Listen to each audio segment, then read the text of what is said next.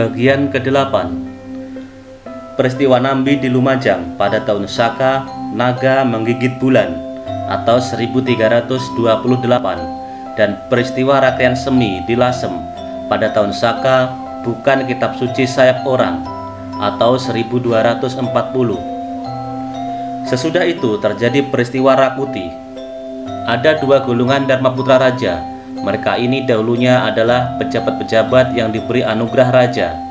Banyaknya 7 orang, bernama Rakuti, Rasemi, Rapangsa, Rawedeng, Rayuyu, Ratanca, dan Rabanya.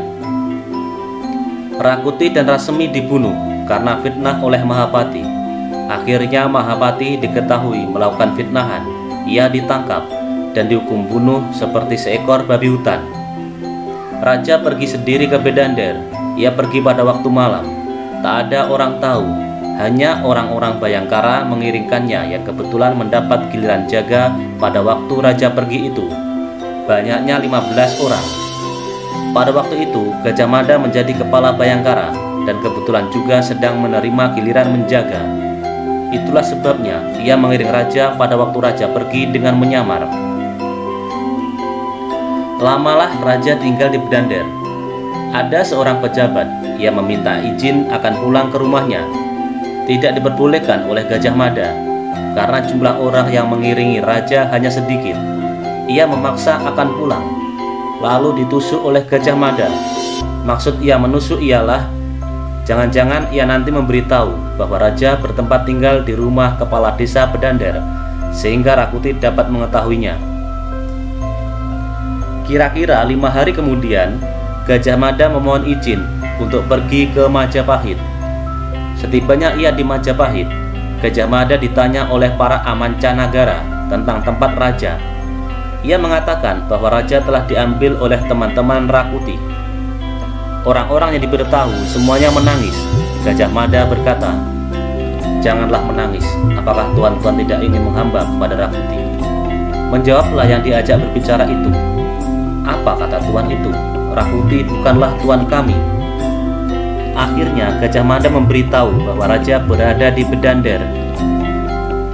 Gajah Mada lalu mengadakan persetujuan dengan para menteri. Mereka semua sanggup membunuh Rakuti, dan Rakuti mati terbunuh.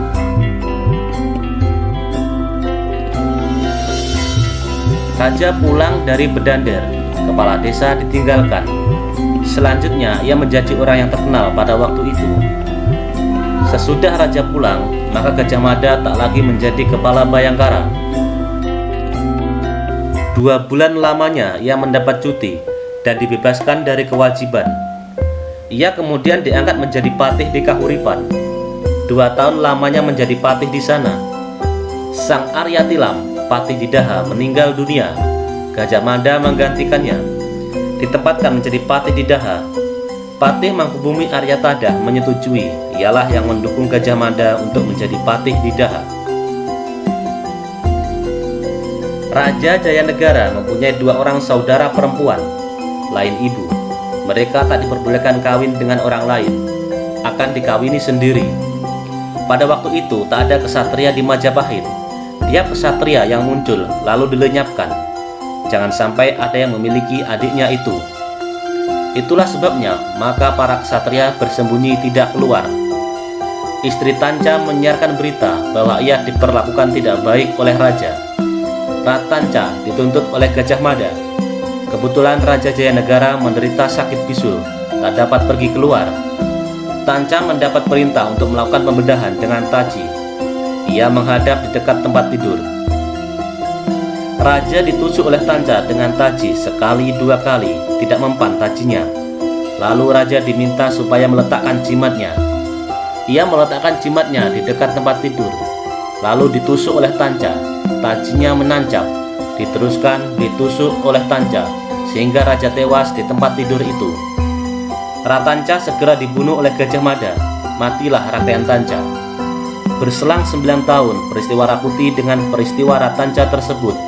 Pada tahun Saka, Abu Unsur memukul raja atau 1250. Raja dicandikan di Kapupungan. Nama resmi candi itu Sringgapura, artinya Antawulan. Setelah itu, para kesatria berani menginjakkan kaki di Majapahit lagi. Raden Cakradara dipilih pada sayembara menjadi suami Bri Kahuripan. Raden Kudamerta kawin dengan Bri Daha. Raden Kudamerta menjadi Bri Wengker.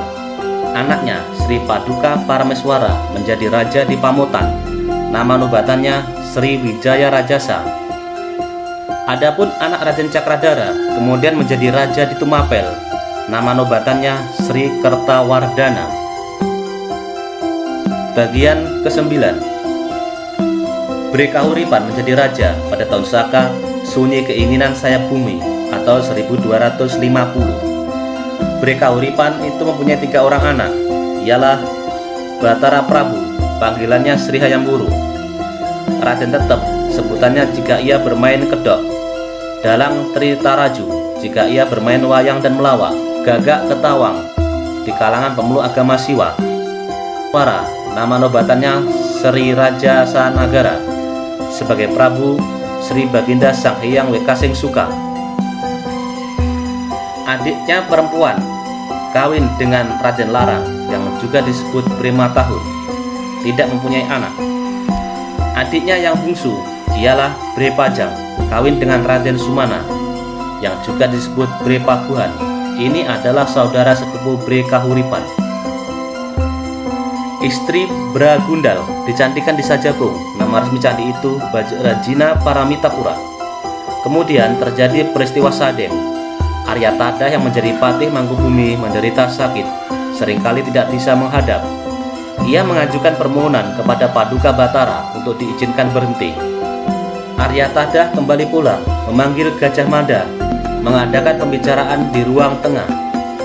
Gajah Mada diminta menjadi patih di Majapahit meskipun tidak berpangkat Mangkubumi. Arya Tadah berkata, "Saya akan membantu di dalam soal-soal yang luar biasa saja." Gajah Mada berkata, "Ananda tidak sanggup jika menjadi patih sekarang ini. Jika sudah kembali dari Sadeng, hamba mau menjadi patih. Itu pun jika Tuan sudi memaafkan segala kekurangan kemampuan Ananda ini.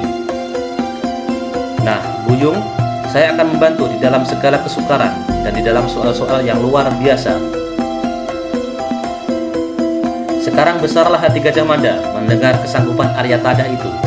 Kini ia berangkat ke Sadeng. Para menteri Araraman telah dibohongi. Patih Mangkubumi juga kena tipu bahwasanya Rakyan Kembar telah lebih dahulu mengepung Sadeng. Mangkubumi marah, memberi perintah kepada menteri luar. Banyak mereka yang berangkat, 5 satuan dikepalai oleh bekel. Masing-masing satuan terdiri dari 5 orang. Rakembar dijumpai di dalam hutan, berdiri di atas pohon yang roboh, berayun-ayun seperti orang naik kuda sambil melambai-lambaikan cambuk kepada mereka yang menyuruh agar Rakembar kembali dan tidak melanjutkan perjalanan. Disampaikanlah pesan dari para menteri semua, terutama juga dari Gusti Patih Mangkubumi Arya Tadah, menyuruh agar Rakembar kembali karena dikabarkan mendahului mengepung orang-orang Sadeng. Dicambuklah muka orang yang menyuruh kembali, tidak kena karena berlindung di balik pohon. Kembar lalu berkata, "Tidak ada orang yang diindahkan oleh Kembar ini. Di dalam perang saja tidak mau mengindahkan tuanmu itu. Pergilah yang mendapat perintah untuk menyuruh kembali tadi dan memberitahu semua yang dikatakan oleh Kembar." Gajah Mada terdiam, merasa sangat diperolok-olok. Orang-orang Sadeng segera dikepung. Tuan Waruju, pangeran dari Pamelekahan, jika membunyikan cambuk terdengar di ruang angkasa. Terkejut orang Majapahit. Segera Baginda datang sendiri mengalahkan Sadeng. Peristiwa Tanca dan Sadeng itu berselang 3 tahun. Pada tahun Saka, tindakan unsur lihat daging atau 1256. Setelah Rakyan Kembar kembali dari Sadeng, lalu menjadi bekel Araman, Gajah Mada menjadi Angabehi, Jaranbaya, Jalu, Gemang Bujang, Gagak Nungke, Jenar, dan Arya Rahu mendapat pangkat. Lembu Peteng menjadi Tumenggung. Gajah Mada menjadi Patih Mangkubumi, tidak mau mengambil istirahat. Gajah Mada berkata, "Jika pulau-pulau di luar Majapahit sudah kalah, saya akan istirahat. Nanti kalau sudah kalah Gurun, Seran, Tanjung Pura, Aru, Pahang, Dompo, Bali, Sunda, Palembang, Tumasik, barulah saya menikmati masa istirahat. Pada waktu itu, para menteri yang sedang menghadap lengkap duduk menghadap di balai penghadapan. Kembar memperolok-olok Gajah Mada dengan menyebut kesalahan-kesalahan dan kekurangan-kekurangannya, dan menumpahkan telempak. Rabanya ikut serta menambah mengemukakan celaan-celaan. Jabung Tarewes, Lembu Peteng tertawa. Gajah Mada turun mengadukan soal itu kepada Bre Kahuripan. Baginda marah. Kemarahan dan penghinaan ini disampaikan kepada Arya Tada. Dosa Rakyan Kembar telah banyak, warak dilenyapkan. Begitu juga Rak Kembar, mereka mati semua. Bagian ke-10. Selanjutnya terjadi peristiwa orang-orang Sunda di Bubat. Sri Baginda Prabu mengingini Putri Sunda. Patih Madu mendapat perintah menyampaikan permintaan kepada orang Sunda. Orang Sunda tidak berkeberatan mengadakan pertalian perkawinan. Raja Sunda datang ke Majapahit. Ialah Sang Baginda Maharaja, tetapi ia tidak mempersembahkan putrinya. Orang Sunda bertekad berperang. Itulah sikap yang telah mendapat sepakat, karena Patih Majapahit keberatan jika perkawinan dilakukan dengan perayaan resmi. Kehendaknya ialah agar putri Sunda itu dijadikan persembahan. Orang-orang Sunda tidak setuju. Gajah Mada melaporkan sikap orang-orang Sunda. Sri Baginda Parameswara di Wengker menyatakan kesanggupan. Jangan khawatir, kakak Baginda, sayalah yang akan melawan maju berperang. Gajah Mada memberitahu tentang sikap orang Sunda. Lalu orang Majapahit berkumpul, mengepung orang Sunda. Orang Sunda akan persembahkan putri raja, tetapi tidak diperkenankan oleh bangsawan-bangsawannya. Mereka ini sanggup gugur di medan perang di Bubat, tak akan menyerah, akan mempertaruhkan darahnya. Kesanggupan bangsawan-bangsawan itu mengalirkan darah. Para terkemuka di pihak Sunda yang bersemangat ialah Larang Agung, Tuan Sohan, Tuan Gempong, Panji Melong. Orang-orang dari Tobong Barang, Rangga Cahot, Tuan Usus, Tuan Sohan, orang Pangulu, orang Saja, Rangga Kaweni, orang Siring, Satrajali, Jagat Saja. Semua rakyat Sunda bersorak. Bercampur dengan bunyi bende, keruhan sorak tadi seperti guru. Sang Prabu Maharaja telah mendahului gugur, jatuh bersama dengan Tuan Usus. Sri Baginda Parameswara menuju ke Bubat. Ia tidak tahu orang-orang Sunda masih banyak yang belum gugur. Bangsawan-bangsawan mereka yang terkemuka lalu menyerang. Orang-orang Majapahit kocar-kacir. Adapun yang mengadakan perlawanan dan melakukan pembalasan ialah Arya Sentong, Patih Gowi, Patih Margalewi, Patih Tetep, dan Jaran Baya. Semua menteri Araman ikut berperang dengan naik kuda. Terdesaklah orang Sunda, lalu mengadakan serangan ke selatan dan ke barat menuju tempat Gajah Mada. Masing-masing orang Sunda yang tiba di muka kereta gugur, darah seperti lautan, bangkai seperti gunung.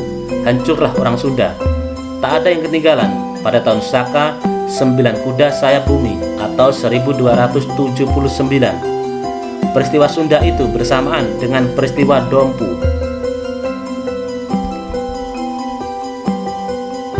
Sekarang Gajah Mada menikmati masa istirahat. 11 tahun ia menjadi patih Mangkubumi. Berhubung dengan putri Sunda itu mati, maka Batra Prabu lalu kawin dengan anak perempuan Baginda Parameswara, ialah Paduka Sori. Dari perkawinan itu lahirlah seorang anak perempuan, yaitu Bre Lasem Sang Juwita. Dari perkawinannya dengan istri lain, lahirlah Bre Wirabumi yang diambil menjadi anak angkat Bre Didaha. Bre Dipajang mempunyai 3 orang anak. Brahyang Wisesa, anak kesatriannya Raden Gagak Sali, namanya sebagai Raja Aji Wikrama, kawin dengan Bre Lasem, ialah Sang Juwita. Lalu mempunyai anak, yaitu Brahyang Wekaseng Suka. Anak yang kedua perempuan ialah Bre Lasem Sang Alemu, kawin dengan Bre Wirabumi. Adapun anak yang ketiga juga perempuan, menjadi Bre di Kahuripan. Ada lagi anak Baginda di Tumapel, nama kesatriannya Raden Sotor, menjadi Rakai Ihino di Koripan. Lalu pindah menjadi Rakai Ihino di Daha. Selanjutnya menjadi Rakai Ihino di Majapahit. Ini mempunyai seorang anak laki-laki, ialah Raden Sumirat, kawin dengan Bre Kahuripan dan menjadi raja dengan sebutan Bre Pandan Salas. Lalu terjadi peristiwa upacara selamatan roh nenek moyang yang dinamakan Serada Agung pada tahun Saka 4 ular 2 tunggal atau 1284. Sang Patih Gajah Mada wafat pada tahun Saka langit muka mata bulan atau 1290. 3 tahun lamanya tak ada yang menggantikan menjadi patih. Gajah Enggon menjadi patih pada tahun Saka sifat 9 sayap orang atau 1293.